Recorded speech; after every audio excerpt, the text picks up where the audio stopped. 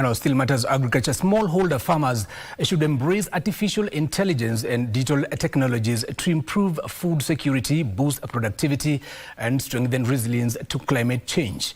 Now, Adapt Kenya has been launched in Kenya, seeking to harness satellite imagery, machine learning, and AI-powered analytics to generate real-time insights into crop performance. Ministry of Agriculture Secretary Peter Owoko says technology will help farmers and policymakers make faster, more informed decisions, particularly in supporting smallholder farmers.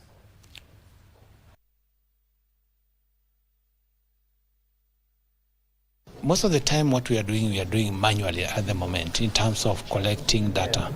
For example, we need to do assessment at the end of every season.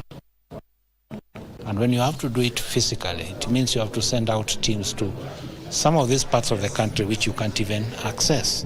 When you're using AI, you're able to even forecast, even know what is happening in the neighboring countries. If our farmers are able to then get timely market information so that then they can become more resilient with production, resilient even in terms of making decisions with regards to what's going on in the climate and with the climate environment, then that will present an opportunity for the farmers to make better decisions in terms of when to produce, what to produce. Efforts from the government as they lead the initiative in other similar efforts in digitalizing agriculture in Kenya is complementary because it gives us the space, whether you are private, from startup, from academia, how we can develop together, how we can responsibly share and govern data so that at the end of the day we all see those initiatives bring a positive change.